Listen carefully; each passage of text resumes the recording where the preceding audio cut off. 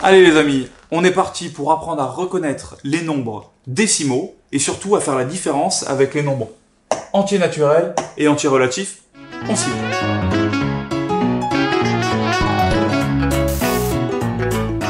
Qu'est-ce que c'est qu'un nombre décimal? Il y a deux définitions pour ça. La première, c'est qu'un nombre décimal, c'est un nombre qu'on peut écrire avec un nombre fini de chiffres après la virgule. Par exemple, 0,125. Il y a un nombre fini de chiffres après la virgule, donc c'est un nombre décimal. La deuxième manière de les définir, c'est de dire qu'on peut les écrire sous la forme A sur 10, A sur 100, A sur 1000. En fait, A sur 10 puissance n'importe quoi avec A qui est un entier ou un relatif. Voyons voir pourquoi cette définition elle est très facile à utiliser, que celle-là elle est tellement pourrie que finalement on s'en sert jamais, et moi je vais vous offrir la technique secrète pour trouver les nombres entiers décimaux. On commence. Les nombres suivants sont-ils décimaux? Donc est-ce que A qui vaut moins 0,25 c'est un nombre décimal? Ben ça, c'est exactement le nombre décimal le plus facile à trouver. Il y a bien un nombre fini de chiffres derrière la virgule, c'est-à-dire que je ne me retrouve pas avec 0,255555555 et ainsi de suite et ainsi de suite. Il y a un moins devant, mais c'est pas grave parce que les moins et les plus sont acceptés. Donc ça, c'est un décimal. Le deuxième, 5 sixièmes. Donc là, c'est pas évident à dire à l'œil. Est-ce que 5 sixièmes, ça s'écrit avec un nombre fini de chiffres derrière la virgule? Donc je vais vous montrer quel est votre réflexe à vous. Votre réflexe à vous, c'est de prendre la calculatrice. Je prends ma calculatrice, je tape 5 divisé par 6, je fais exé. Je suis un peu dégoûté parce que la calculatrice me redit que c'est 5 sixièmes, mais je connais cette touche-là, SD, qui me permet de donner une valeur approchée. Et je me rends compte que ça me fait 0,833 333 333. Donc, j'ai 1, 2, 3, 4, 5, 6, 7, 8, 9, 10, 11 chiffres derrière la virgule. J'ai 11 chiffres derrière la virgule, j'ai un nombre fini de chiffres derrière la virgule, donc ça veut dire que ce nombre-là, c'est un décimal. C'est pas vrai. Le problème, c'est que votre calculatrice, dans ce cas-là, sans vous le dire, elle a fait un arrondi. C'est à peu près égal à 0,833 et ça s'arrête là. C'est un à peu près. En réalité, il y a un nombre infini de chiffres derrière la virgule. Ne passez jamais par la calculette pour savoir si un nombre est un décimal ou pas. Donc, on va plutôt passer par la deuxième définition, c'est-à-dire A sur 10 puissance n. Première étape, pour reconnaître un nombre décimal, je simplifie au maximum. Donc, 5 sixièmes, ça ne va pas être simplifié plus que ça, donc cette étape, elle est faite. Deuxième étape, je vais prendre le dénominateur et je vais le casser en produit de nombres premiers. C'est-à-dire que je vais l'écrire comme un produit de nombres premiers. Donc, 5 sur 6, c'est 3 fois 2. Est-ce que je peux aller plus loin? Non, parce que 3, c'est un nombre premier, 2, c'est un nombre premier. Pour savoir si un nombre est décimal, et c'est là que la botte secrète intervienne, il faut qu'il y ait seulement du 5 ou du 2 au dénominateur. Si vous avez autre chose que du 5 ou du 2, ce n'est pas un nombre décimal. Donc si vous avez 2 fois 2, c'est un nombre décimal. Si vous avez 2 fois 5, c'est un nombre décimal. Si vous avez 5 fois 5, c'est un nombre décimal. Si vous avez 5 fois 3, c'en est pas. Si vous avez 3 fois 2, ce n'est pas un nombre décimal. Je peux le dire directement que ce n'est pas un nombre décimal.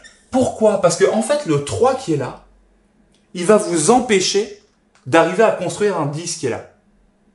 Jamais vous pourrez avoir du 10 quand vous avez du 3. Vous pourrez faire ce que vous voulez, vous n'arriverez jamais à faire du 10, du 100, du 1000, du 1 million en partant de 3. Vous ne pourrez pas le multiplier par un entier pour que ça fasse une puissance de 10. On reprend avec celui-là, moins 7 demi. Première étape, je simplifie. 7 demi, c'est déjà simplifié. Deuxième étape, je me pose la question, est-ce que j'ai du 2 ou du 5 ou du 2 et du 5 en bas? Oui, en l'occurrence, j'ai du 2. Du coup, regardez ce que j'ai qu'à faire. J'ai qu'à multiplier par 5 ici, par 5 ici, et je me retrouve avec moins 35 sur 10. 2 fois 5, 10. Donc j'ai bien un nombre A, moins 35, divisé par 10 puissance quelque chose. 10 puissance 1. Donc ça appartient au décimal. Je continue. 3 sur 20. Est-ce que 3 sur 20, c'est un nombre décimal? Je vais commencer par le simplifier. Donc 3 sur 20, ça peut être simplifié, peut-être. Donc j'écris que c'est 3 sur 2 fois 10. 10, je peux encore le casser, donc ça me fait 3 sur 2 fois 5 fois 2. je me pose la question, est-ce que j'ai que du 5 ou du 2 en bas? Oui, j'ai du 2, du 2, du 5. Comment est-ce que je vais faire pour faire apparaître le 10? Ben, je dis, il faut que j'ai le même nombre de 2 que de 5. Donc là, j'ai 2 2 et un seul 5. Donc je vais multiplier par 5 en haut et en bas. En faisant ça, qu'est-ce que j'ai? Là, je me retrouve avec 3 fois 5, 15. 2 fois 5, ça fait 10. 2 fois 5, ça fait 10. 10 fois 10, ça fait 100. Ça, vu que j'ai A sur 100, sur 10 puissance 2, ça appartient bien au nombre décimal. Pour savoir si un nombre est un nombre décimal, vous le simplifiez. Vous prenez le dénominateur, c'est-à-dire le bas, vous le cassez avec la multiplication jusqu'à ce que vous n'ayez que des nombres premiers. Si dans ces nombres premiers, il n'y a que du 2 ou du 5, alors c'est un nombre décimal. C'est aussi simple que ça, c'est cadeau, vous avez intérêt à vous entraîner. Je reviens à la petite question E. La question E, c'était, jamais là, est-ce que moins 3, c'est un nombre décimal?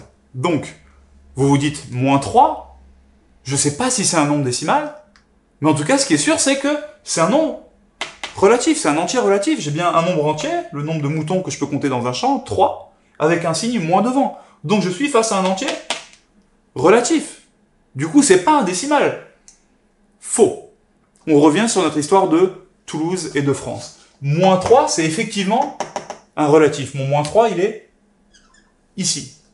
Sauf que tous les relatifs sont des décimaux. Pourquoi? Parce que moins 3, c'est moins 30 sur 10. Donc, je peux bien écrire que mon moins 3, c'est aussi un nombre décimal. Donc, moins 3, c'est un nombre décimal. Il se trouve que moins 3, c'est non seulement un nombre décimal, mais aussi un nombre relatif. Est-ce que c'est un entier naturel, moins 3? Non.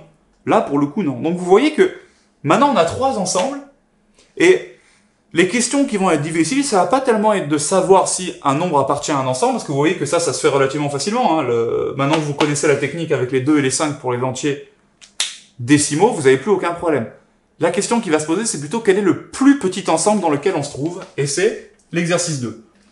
Donnez le plus petit ensemble auquel appartiennent les nombres suivants. Donc, pour donner les plus petits ensembles, c'est toujours la même chose. On va partir d'ici, c'est-à-dire des entiers naturels, et on va les tester. Est-ce que c'est un entier naturel?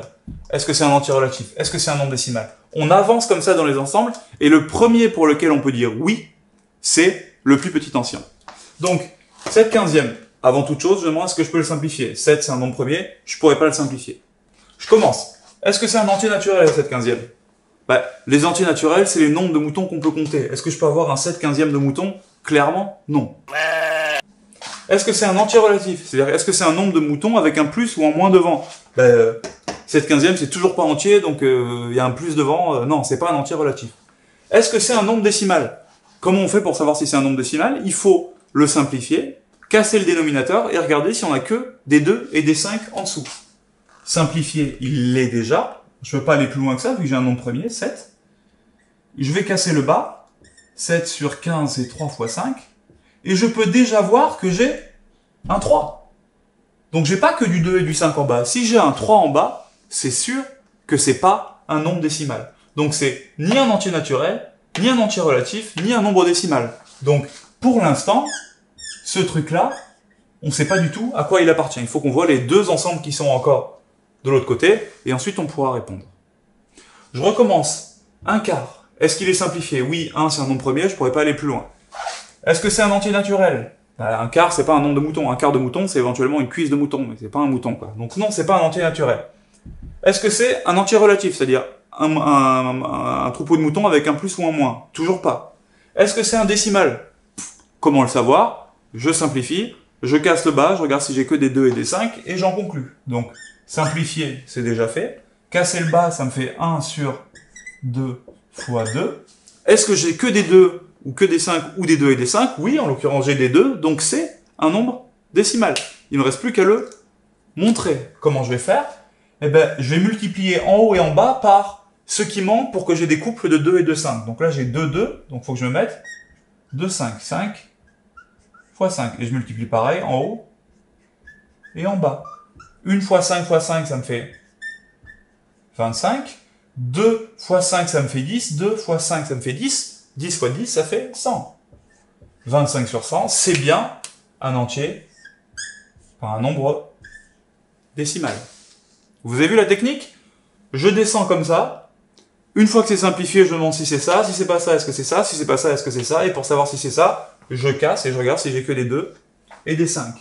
Moins 4 sur 1, est-ce que je peux le simplifier? Oui. Moins 4 sur 1, ça me fait moins 4. Est-ce que je peux simplifier plus que moins 4? Franchement, non. Moins 4, c'est ultra simplifié. On est parti. Est-ce que c'est un nombre entier naturel? C'est-à-dire, est-ce que c'est un nombre de moutons que je peux compter? Ben, est-ce que je peux avoir moins 4 moutons dans mon troupeau? Clairement pas. C'est pas un nombre de moutons dans mon troupeau. Donc, c'est pas un entier naturel.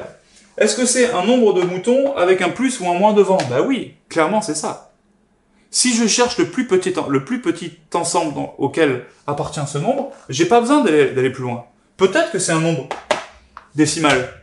Mais l'ensemble des décimales, il est plus grand que l'ensemble des relatifs. Donc si je sais que c'est un relatif, et que je cherche le plus petit ensemble, j'ai pas besoin d'aller plus loin. C'est un relatif. Pareil pour 3. 3, est-ce que j'ai besoin de le simplifier plus? Non. Est-ce que c'est un nombre entier? Oui. Je m'arrête là. Le plus petit ensemble, c'est n.